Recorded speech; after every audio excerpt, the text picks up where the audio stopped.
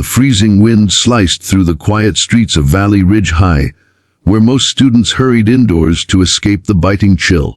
It was one of those brutal winter mornings where every breath became a puff of white smoke and the sky hung low like it wanted to crush the earth under a blanket of gloom. But through that cold air, a lone figure walked slowly, her breath calm, her footsteps steady. Her name was Ayesha, a quiet girl with long black hair that she tucked into a thick woolen scarf. Her coat was old but clean, double-lined with warmth. It had been her mother's. And even though it wasn't trendy or flashy like the other girls' puffy jackets or branded parkas, Ayesha wore it with pride. She had always been different. She moved like the world didn't scare her, but the truth was she had spent years building walls inside herself. Walls no one could see but everyone sensed. That made her a target. And the bullies smelled different like wolves smelled blood. Ayesha had transferred to Valley Ridge just 3 months ago, after her father passed away in a tragic road accident. Her mother had moved them across cities to start anew, hoping the change would bring healing. But the school was no haven. From day one she felt the stares. Her quietness was mistaken for weakness, her old shoes for poverty, her deep, observant eyes for weirdness. And worse, her silence gave the bullies the illusion that she would never strike back.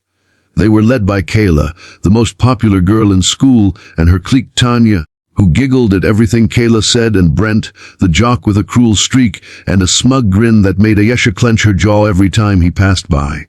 At first, it started with comments, "Nice rags, grandma," or "Is that coat vintage, or did the trash can donate it?" Ayesha said nothing, not because she couldn't, but because she wouldn't stoop to their level. But inside she was watching, calculating, waiting. Every day, Kayla and her crew tried to up the humiliation. One morning, they knocked over her tray at lunch. The next week, they tripped her in the hallway. Each time, Ayesha rose with quiet dignity. Her teachers noticed but did nothing. They didn't want to stir drama. That only emboldened the bullies. They assumed Ayesha was all bark and no bite. What they didn't know was that back in her old city, Ayesha had trained in Krav Maga for 4 years. Her father had been a military instructor, and she'd been his fiercest student. But she had promised her mother she would never use violence unless there was no choice. That choice, however, was approaching fast. On a morning so cold it could split skin. It happened on a Tuesday. Snow blanketed the school field and the wind was merciless. Ayesha walked through the side gate like always, shoulders hunched, scarf wrapped tight.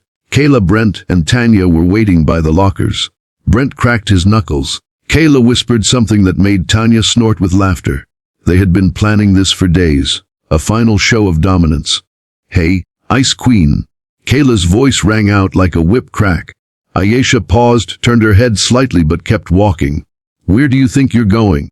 This isn't a homeless shelter, you know." Brent stepped in front of her. Tanya flanked her from behind. "Let's help her dress properly for once," Brent said, and before she could react, he yanked at her coat. Hard. The button snapped. A sleeve ripped. The coat slid down her shoulders, exposing the thin sweater beneath. The cold air hit her skin like knives. But the worst part wasn't the freezing shock. It was the mocking laughter that echoed from a group of students nearby, who had stopped to watch. Some had even pulled out their phones. Ayesha froze, not from the cold, but from the sheer fury boiling in her blood. Something snapped inside her, and in that moment she remembered her father's voice. Calm, patient, and commanding, never be the first to strike. But when they corner you, strike like thunder. Her eyes narrowed, her posture shifted. Kayla noticed it first, the way Ayesha's body coiled like a spring. What's with your face?" she said, trying to mask her nervousness with attitude. Brent smirked and reached for her scarf next. That was a mistake. The moment his hand reached toward her, Ayesha moved. Fast. Too fast for anyone to stop her. She grabbed Brent's wrist with iron grip, twisted it backward, and slammed her elbow into his chest, knocking the air out of him. He collapsed to the ground with a grunt. Tanya screamed. Kayla backed up. Ayesha turned to Kayla next, her face unreadable. "Touch me again and I promise I won't stop at the coat." Kayla stumbled, tripping over her own bag, her bravado evaporating. Tanya helped Brent to his feet, his face pale, breath shallow. The crowd had gone dead silent. Phones stopped recording. No one had ever seen this side of Ayesha.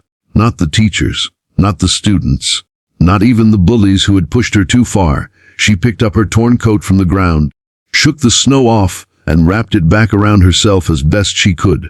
Then she walked past them like nothing had happened. The principal had seen the whole thing from the window but said nothing. Word spread through the school like wildfire. Everyone had a version of what happened, some exaggerated, some minimized. But one thing was clear: Ayesha wasn't someone to be messed with. For the first time, her silence became strength, her stillness became a threat, and the bullies, they were never the same after that. Back home that night, her mother noticed the torn sleeves and the bruises on her knuckles. "Did you get into a fight?" she asked, gently touching her daughter's hand. Ayesha simply nodded. "Did they start it?" Another nod. "Did you finish it?"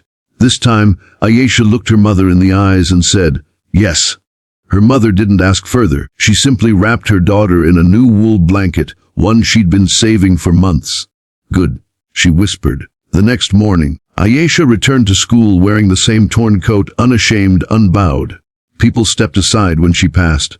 The bullies avoided her completely. But she didn't need to fight again. That one moment was enough to shift the balance forever, and deep down the entire school knew. They had seen the storm beneath the silence, and no one wanted to be on the wrong side of it ever again. The sun rose on Valley Ridge High with a cold brightness that lit up the snow-blanketed campus like a frozen battlefield, silent, beautiful, and forever changed. News of Ayesha's sudden retaliation had spread like wildfire, and in less than 24 hours, she had gone from the weird, quiet girl to the most talked-about student on campus. Some called her brave, others called her dangerous, but no one dared call her weak again. Even the teachers treated her differently, whispering in the staff lounge, rewatching the security footage with tight lips and widened eyes. Ayesha walked through the halls the next day like nothing had happened. Her expression was calm, as if the slam, the twist, the icy silence hadn't changed the entire social structure of the school. But deep inside, she knew the game had shifted, and it wasn't over yet. Brent hadn't returned to school. Rumor had it he had a hairline fracture in his wrist and bruised ribs. Tanya had become a ghost, clinging to the shadows and muttering excuses every time someone asked her about that morning. And Kayla. Kayla was humiliated. Her reign of control had been cracked in public, and she was desperate to recover her image. But how do you fight someone who fights with silence and strikes like a weaponized ghost? That night, in the comfort of her pink-lit bedroom, Kayla hatched a plan, not of confrontation but of sabotage. If we can't beat her face to face, she told Tanya on a whispered phone call, we'll destroy her image. Her mystery is her power. So let's expose her. What Kayla didn't know was that Ayesha was already 2 steps ahead. She'd seen this kind of behavior before. Not just from bullies in school, but from adults, co-workers who had tried to slander her mother at past jobs, neighbors who whispered behind their backs. Her father had always told her, silence is not retreat, it's strategy.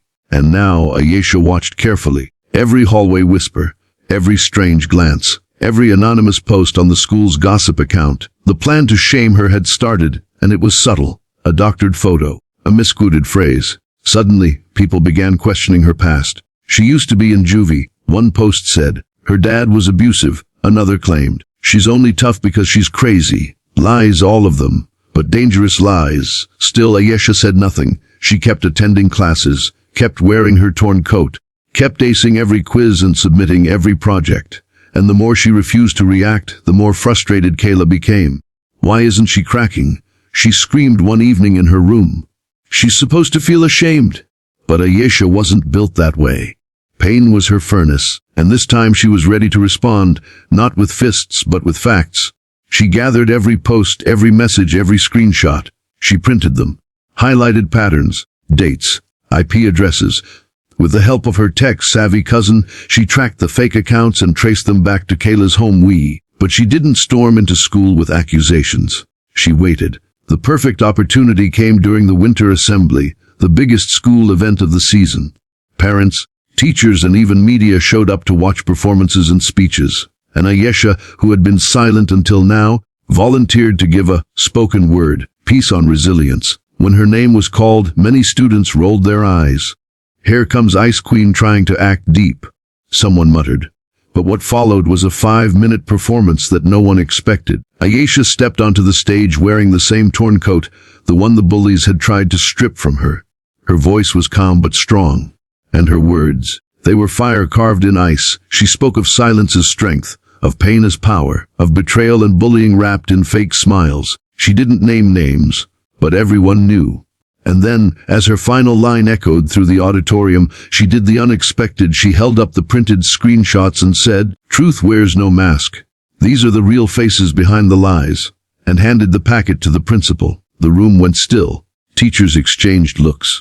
Kayla's jaw dropped. Tanya looked ready to faint. Within minutes, the principal called Kayla and her parents backstage. Ayesha had played her final card, not to embarrass Kayla publicly, but to restore her name. And she did it without violence, without slamming a single desk or breaking a wrist. The power she unleashed was truth, and it was unshakable. Kayla was suspended for 2 weeks. Her parents were furious, not just at the school but at her. Tanya issued a public apology and disappeared from social media. Brent, who returned a week later with a cast, avoided Ayesha like she was made of lightning. The school shifted once again. But now, instead of fear, Ayesha inspired something new: respect. People started opening up to her. Quiet kids approached her in the hallway. One girl even handed her a thank you note. Another asked if she could learn self-defense from her. Ayesha smiled for the first time in weeks. By spring, Ayesha had started a quiet revolution. Not a protest, not a movement, just an unspoken shift in energy. She formed a small self-defense group for girls after school, taught breathing exercises, shared strategies to stay safe. No one questioned her anymore. No one mocked her coat. Because it wasn't just cloth now. It was a symbol. A battle flag of someone who survived the storm and made others feel safe in it. In the final week of the semester, Ayesha sat under a tree near the sports field, reading a book, her breath warm in the fading winter air. Kayla walked by alone, her popularity gone, her followers vanished. She paused, hesitating, then walked over and said, "I'm sorry." Ayesha looked up, gave a small nod and replied, "Heal yourself. That's apology enough," and returned to her book. The bullies who had once stripped her coat thought they were stripping her power. But they didn't know. Real strength doesn't lie in silence or fists. It lies in knowing when to fight, how to speak, and when to walk away with your head high. A final note to viewers: if this story inspired you, reminded you of the silent strength we all carry inside, or made you feel empowered in any way, don't forget to hit like, share, and subscribe. We bring you stories that show the triumph of the human spirit, where bullies fall and the brave rise. Your support helps us keep creating such powerful stories. Turn on notifications, because the next story might just be yours.